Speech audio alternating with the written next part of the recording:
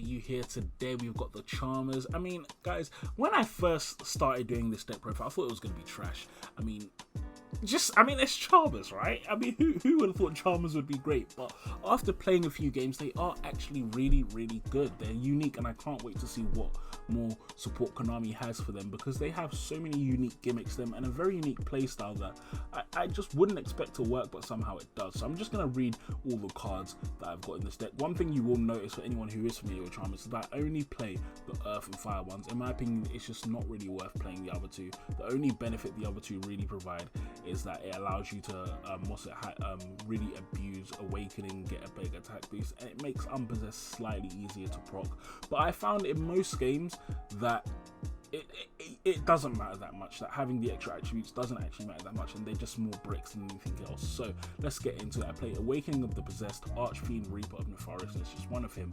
Now both him and Inari Fire, they're basically the same card in terms of their first effect, which is that you can special summon these cards from your hand or deck by spending a face-up Fel spellcaster and 1 or lower Earth monster, level 4 lower Earth monster for Awakening of the Possessed, Great Archfiend, Reaper of Nefariousness, and a Fire monster for Great Inari Fire. So you send Earth for this, Fire for this to summon them, and then this one will special summon a level 4 lower monster from your graveyard but negate its effects when it's summoned. This one will inflict damage to your opponent equal to the attack of one monster they control. Then they both search a card if they leave the field. This one searches Spiritual Earth Art or Possess Spell or Trap. This one searches a Spiritual Fire Art or Possess Spell or Trap. My gosh, the tongue twisters in this deck, oh mad. But anyway, yeah, they need to fix those names. I mean, that's absolutely ridiculous, but these are both quite nice cards. Obviously you can special summon them directly from the deck, which is very unique, and they're just gonna be like the Earth one is gonna be your generic extender, your Fire one is gonna be just a little bit of burn damage from your opponent, which is always lovely. Then I play 3 familiar Possessed Heater, so you can send 1 Heater the Fire Charmer and Fire monster to the grave to special summon this card from your hand or deck. We don't play Heater the Fire Charmer, but anyway, and it does piercing damage. Also exactly the same, only you send an Earth monster to summon this along with also the Earth Charmer. But yeah, we don't play the Charmers. They aren't 100% terrible. You can play the Charmers, but in my opinion, you just don't need them. I'd rather just normal summon this straight out than play with this nonsense of negging one just to get a card from my deck. It's a lot of effort for not a lot of payoff. Play 2 Fairy Tale Luna because Fairy Tale Luna searches our familiar Possess, which is lovely. And then we play 2 Nefarious Archfiend, Eater of Nefariousness, which basically this is how they want you kind of to get out your Archfiend, Reaper of Nefariousness. My gosh, that name. But yeah, this is how they want you to do it. So it's the ideal combo is obviously you're going to normal summon also along with this. Having said that, you can normal summon the other one as well, but anyway, you can normal summon also with this, and then you're going to send them both to the graveyard and then special summon the prerequisite monster. Now, what's really, really good about this deck, obviously, is that this just needs a spellcaster summon, and these don't specify which monster you need. So they both, this for example, just says special summon, send a face-up spellcaster and 1 level 4 lower Earth monster. This says 1 level 4 lower Fire monster. So if I want to summon Great Inari Fire, I can have either of these as long as I have the Fire one. If I want to summon Nefariousness, I can have either of these as long as I have the Earth one. So that's what's really nice. They do kind of synergize. You're not going to be worried about break. Even Luna can be sent with these because again, Luna is a spellcaster, which is really, really nice. Moving on from that, play 3 Ash Blossom, fresh Ash Blossom, standard hand trap spot. 1 instant fusion, magicalized fusion as a nice kind of end game tech. When you resolve this, obviously you're going to bring out your Quintet Magician and do a lot of damage to your opponent and end the game hopefully. Then we're going to be playing 1 Terraforming because we are going to be playing 3 of their field spell, which I will go into in a second, and 2 Call by the Grave, just because Call by the Grave gets rid of problems like Ash that your opponent might be playing. But yeah, let's talk about more trauma cards. So Masters of the Spiritual Arts, this is obviously just going to search some trauma monsters. It will set 1 to the field and add another to your hand. Awakening of the Possessed, really, really good card. So monsters you control gain 300 for each attribute you control. Charm and Familiar Possessed can't be destroyed by card effects, and if a spellcaster with 1850 original attack is normal special summon to your field, you draw a card. So this is 9 times out of 10 gonna combo with your Unpossessed. But anyway, yeah, it's a really, really good card. This is what allows this deck to kind of compete with a lot of the stronger decks because you can get ridiculously high attack value. So we play 3 attributes in the main deck, and It's crazy when you think about it that you have, for example, your familiar possessed also that can get to like 2,700 attack, and it's a normal summon level 4. I mean, that's nuts. It's so good, and that's what I really like about this deck. It's just so easy to get to quite high attack values and frustrate your opponent because they can't destroy these monsters by battle, they can't destroy them by card effect, and they've got crazy attack values. It's nuts. It's really, really good. So this is a really nice card to have, and also it gains you a little bit of advantage because this deck kind of forces your opponents to try and run over your monsters most of the time. They either have to get non-destructive removal or they need to run over your cards, and then it's going to get you advantage when that happens. Then we move on to their field spell, which is really unique as well. So once per turn, while you control a spellcaster monster with 1500 defense, negate any monster effect activated by your opponent. Then during your main phase, you can reveal one spellcaster monster in your hand, and if you do, add a monster with 1500 attack and 200 defense to the same attribute from your deck to your hand, and if you do that, shuffle the reveal card back into the deck. So that first negation effect obviously is lovely because it's going to help stop things like Ash Blossom.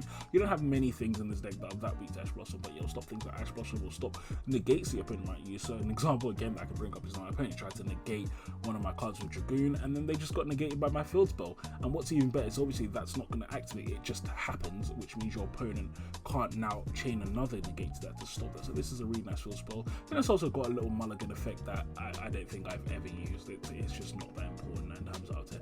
Moving on from that, we have 2 teamwork of the possessed. So you can special summon one spellcaster with 1500 defense from your hand or graveyard in attack position or face down defense position. And if you control monsters with 2 or more different attributes, you can destroy one face up card on the field. Then you can banish this from the graveyard, target a possessed continuous spell trap in your grave, place it face up on your field. This card is really, really good. It just does a lot. So obviously it's your standard kind of monster reborn, and this is how you're going to kind of keep floating because you're going to bring this out to proc off your awakening or proc off your unpossessed, which is nice. Then obviously it can get you a pop, a non-targeting destruction, which is also always great, so you can get rid of problems.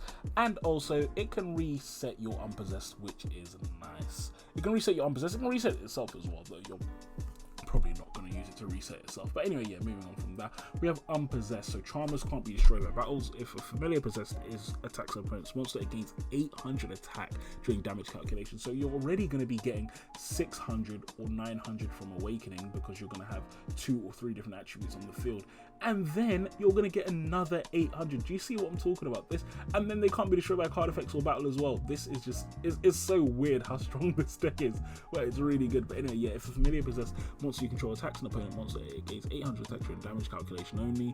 If your monster you control is destroyed by battle or card effect, you can special summon one spellcaster with 1500 defense from your deck whose attribute is different from at least one of those destroyed monsters' original attributes on the field in attack or face down defense. So again, you're going to be basically switching out between your earth and fire ones. You can play the water and the wind ones as well if you really want to, but again, I feel like their effects aren't as good as the fire's earth, which is why I'm not really willing to play them even as kind of one-off bricks in my deck. Moving on from that, we play 2 Crackdown. I like Crackdown just because obviously if your opponent has another attribute, that's more attack for you that your opponent is not going to be able to get rid of. So Crackdown I think is a really nice card in this deck. So we're going to play Skill Drain in this deck. One of the reasons I really like Skill Drain in this deck is that these monsters don't really have relevant effects on the field. Their effects mainly come obviously from their spells and their traps, and so Skill Drain is a really, really good card for this deck because it's going to lock off your opponent from doing things on the field while it's going to allow you to kind of still have most of the things you would normally do. Then moving on from that, Solemn Judgment, free Solemn Judgment. Solemn Judgment is just a nice card to have in a deck like this where you do have a lot of back row. Moving into the extra deck. So in the extra deck we are going to be playing 2 also the Earth Charmer Immovable and 2 Heat of the Fire Charmer Ablaze. So these are really nice. What's really good obviously as well is that 2 of the strongest decks in the format, Salamangre and Adamantipator, are Fire and Earth decks respectively, which means these are going to be really nice to bring out in those matchups. But in general, they're just nice cards to have, and they will search their respective Charmer if they are destroyed, which is great. But then yeah, we play 1 IP Masquerena just because it's not too hard to get link materials on the field and then link off. 1 Celine to link up into Access Code Talker, Nightmare Unicorn just for removal, Avramax because obviously it's very easy to go into those link 2s and climb to Avramax, and then a suite of rank 4s that are just in general again good for going into because it's not too hard to get 2 rank 4s or 2 level 4s on the field on overlay. We play 1000 Eyes Restrict as a target for instant fusion and 1 Quintet Magician. Like I said, Quintet Magician is really good in this deck in my opinion just because you can easily get those 5 spellcasters in graveyard, bring this out at the end, and then obviously either nuke their board if you've done 5 different spellcasters, or if you haven't, just have a big ass 4500 monster that your opponent can't deal with. You can play Necrofusion instead, by the way. Instead of Magicalized, I just happen to like I prefer spell cards to having more trap cards. But yeah, let's move on to the extra deck. We play 3 Unending Nightmare, 3 Anti-Spell, 3 Lose 1 Turn, 3 Imperm, and 3 Nibiru. It's really just about slowing down our opponent. Anti-Spell is also really nice in this deck just because one of the strong things about Teamwork of the Possessed is that it places the trap face up on your field, which means that you can dodge the anti-spell and you can still kind of slow down your opponent and prevent them from playing while you're not slowed so much by the anti-spell, which is why I really like anti-spell in this deck. But yeah, guys, that is my Charmer deck. This is a really fun and unique deck. Konami is sure to bring out even more support for it as well, which is great, so definitely give it a try. If you enjoyed this video, make sure to leave a like, comment, and subscribe to my channel. I've got plenty more coming for you soon. Talk to you all later, guys. Peace.